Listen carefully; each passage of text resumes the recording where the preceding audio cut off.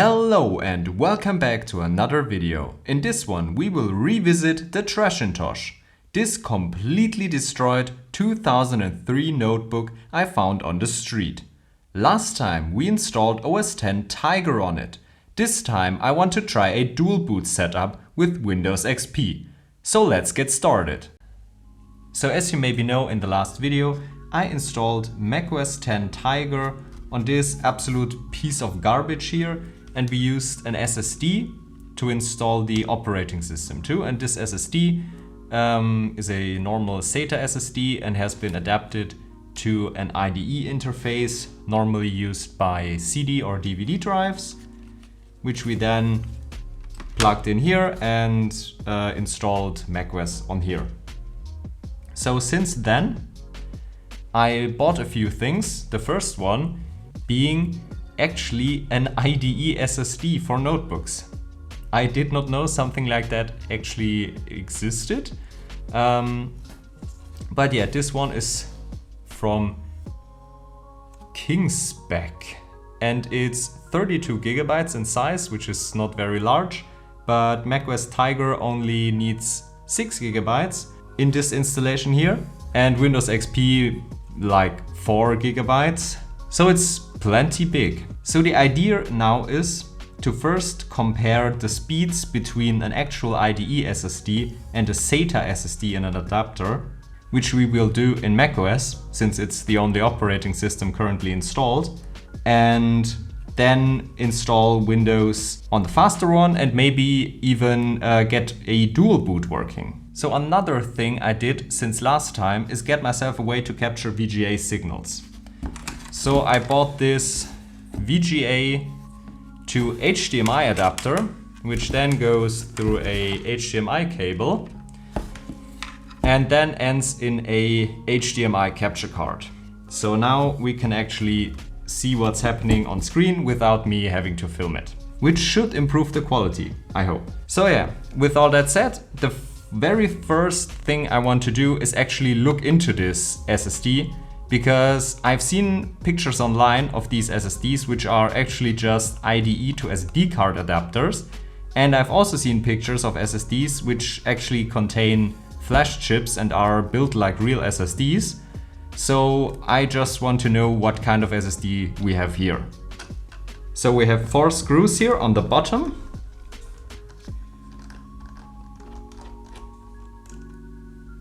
And now that the screws are loose, I think we can just pry the case open. Yes. Ta-da! Okay, so it actually just is a real IDE SSD. That's great.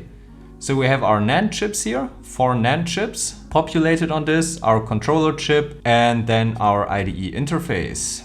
Cool. So now let's put this back together and see if it actually works. I mean, I know it works because I already put the dead Moo image onto it, but let's see if it works in our Trashintosh.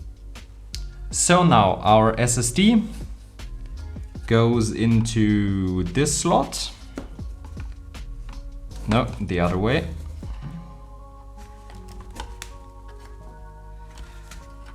And our SATA SSD we will just glue on here again. Oh, also, since last time I did a few quality of life improvements here. I put tape on the battery connector so I don't short it out again. I added a cable tie to the chipset cooler so it actually cools the chipset, and I added 2 screws to our mounting bracket here for the CPU cooler. So now we have that fixed, and I can probably connect my mouse and keyboard and try to boot. I will also connect a USB stick where I have a few things to benchmark the disk. Doesn't that just look great? Plug in audio, plug in VGA, and we should be good to go. So let's see. Let's give it power. Turn Press the power button and let's see. Okay, we have a post screen, so the capturing actually works. Nice. And our two SSDs are detected. I also renamed the SSDs. One is called SSD IDE and one is called SSD SATA. So we know which one is which.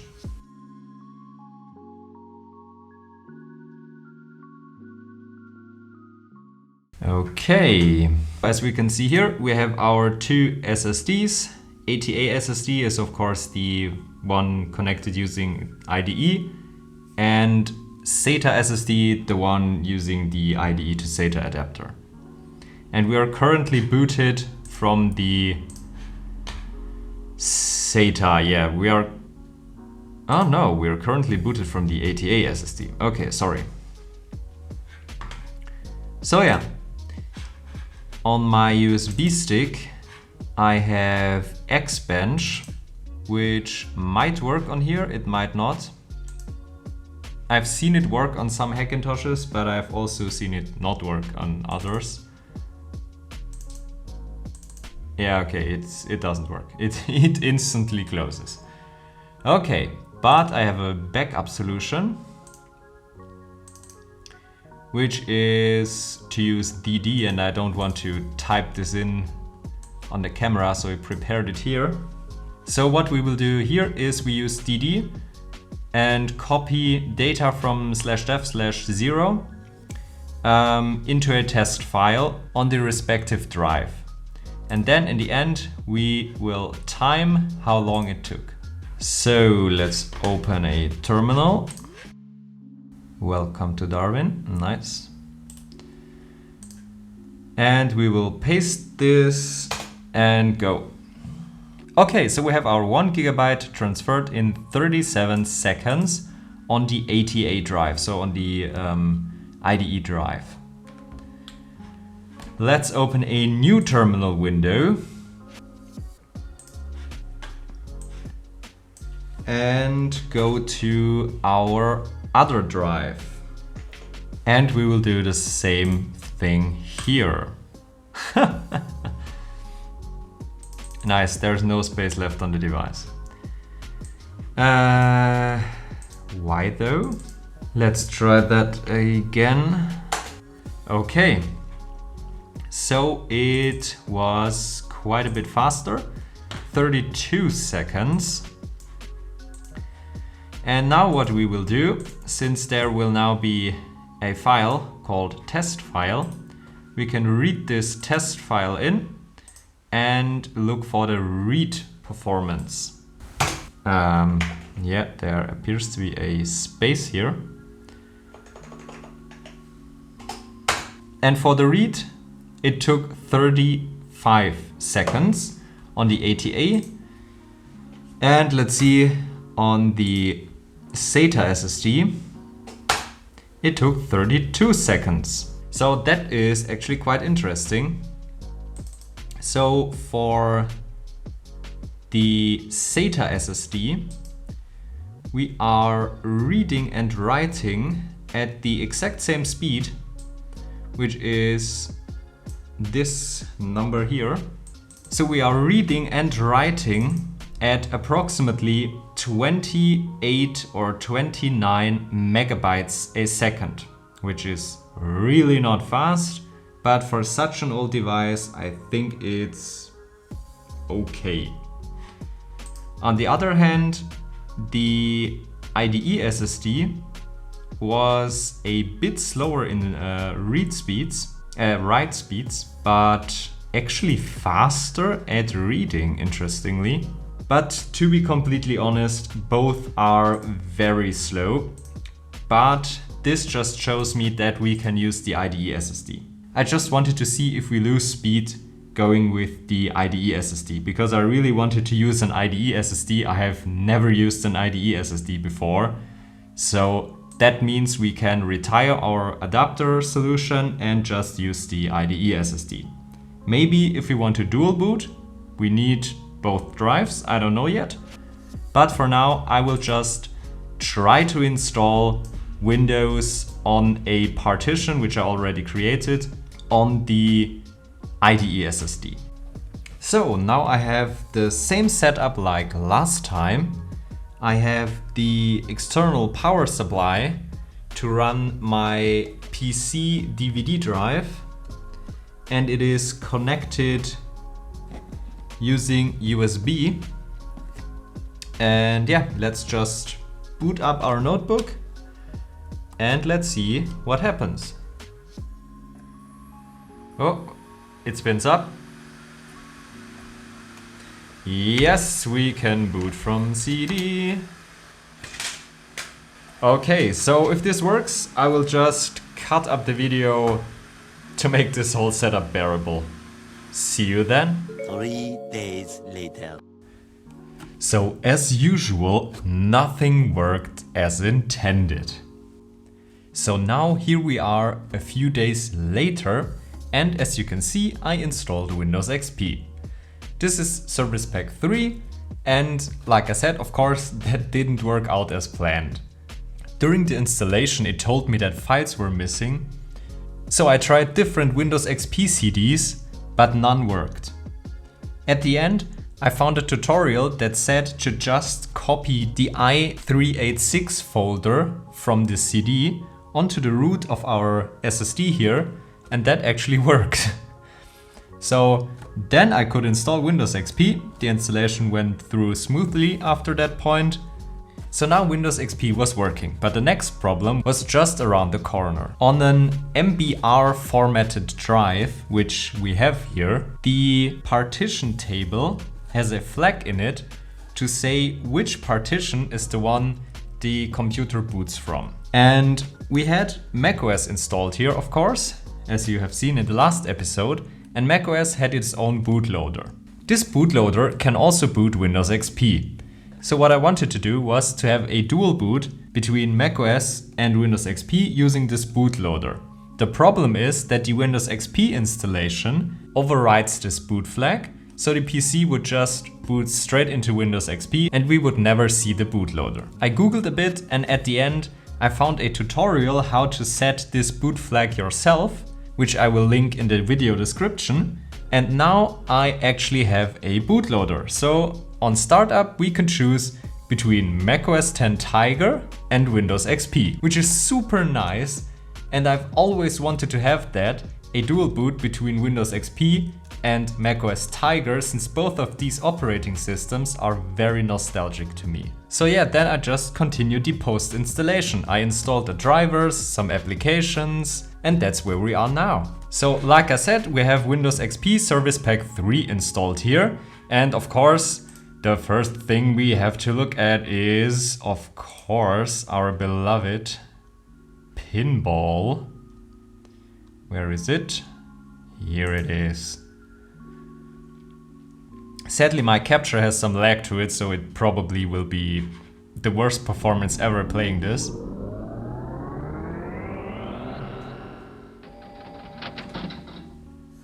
I love that sound.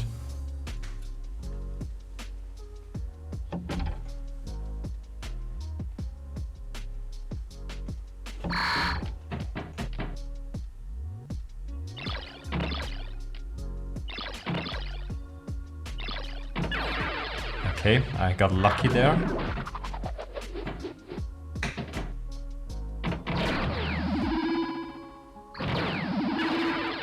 Nice.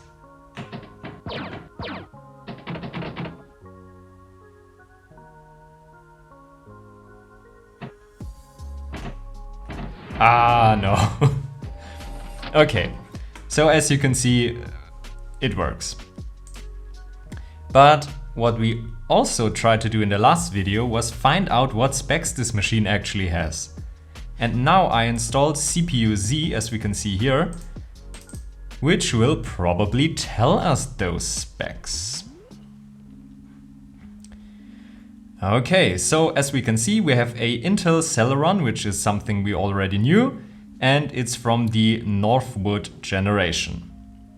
We also see the socket here. Maybe I can find another CPU and upgrade the CPU on this machine, because this machine is actually old enough that it has a socketed mobile CPU.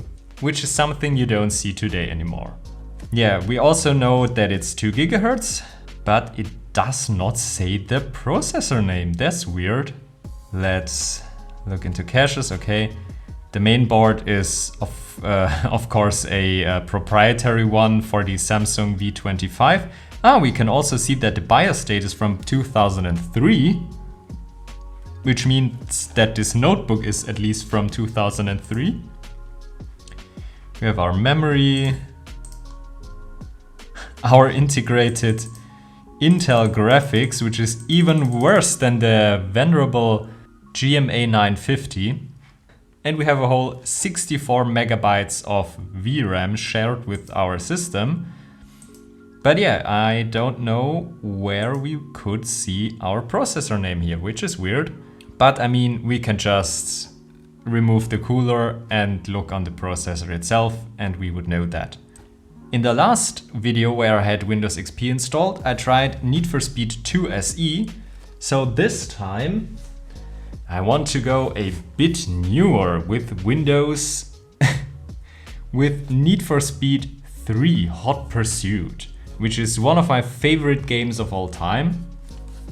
This is the PC release, and I would say we just pop this in our DVD drive and see what happens. Also, for the record, for some reason my PC drive here stopped working. My PC DVD drive. So what I did, I opened up my MacBook and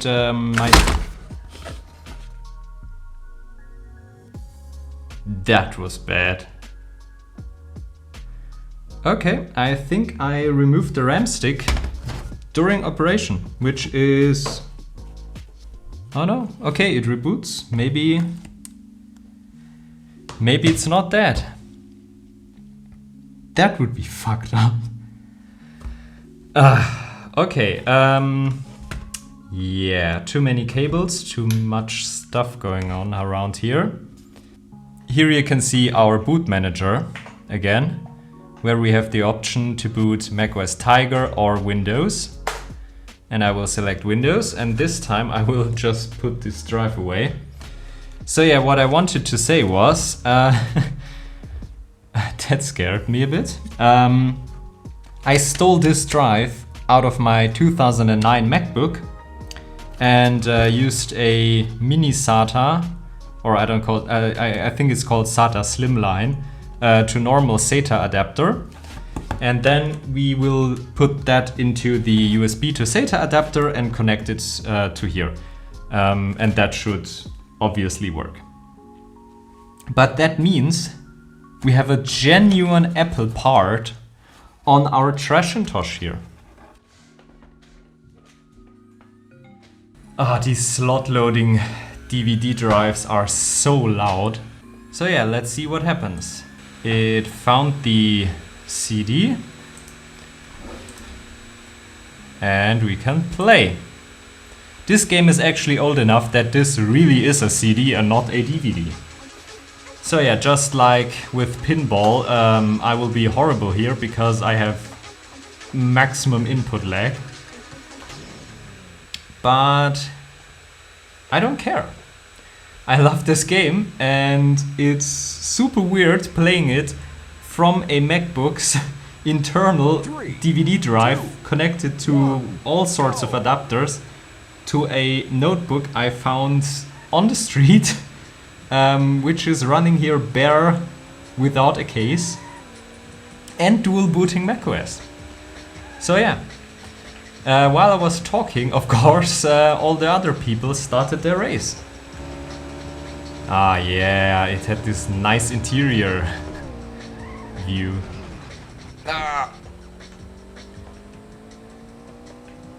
To be honest, this game actually doesn't look that bad today.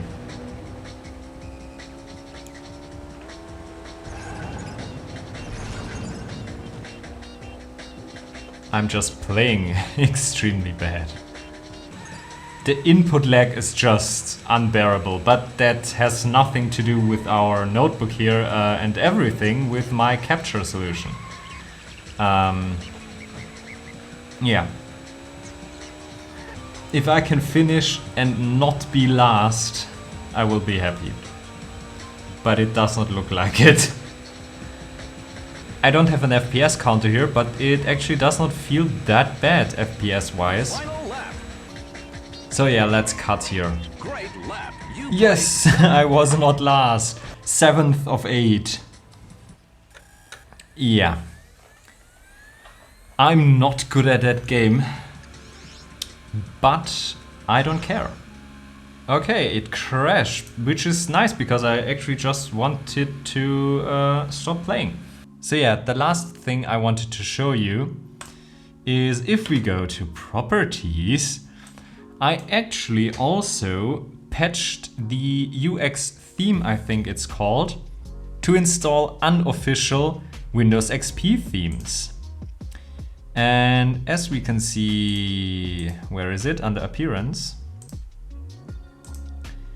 I have my, no, it's not this one, Media Center style. I have my favorite Windows XP skin, the Media Center Edition skin. Back in school, I used to love installing all these themes on the school computers, and I actually still have most of the themes from back then. So if you want, I could make a video reviewing them and comparing them. So write a comment if you want to see that. Anyways, I think we are done here. We have macOS 10 and Windows XP working on this absolute pile of garbage here. And that's just great. That's absolutely ridiculous, and it's great. So yeah, thanks for watching. If you want to see more content like this, for example, a review of these Windows XP themes, consider subscribing, and I'll see you next time.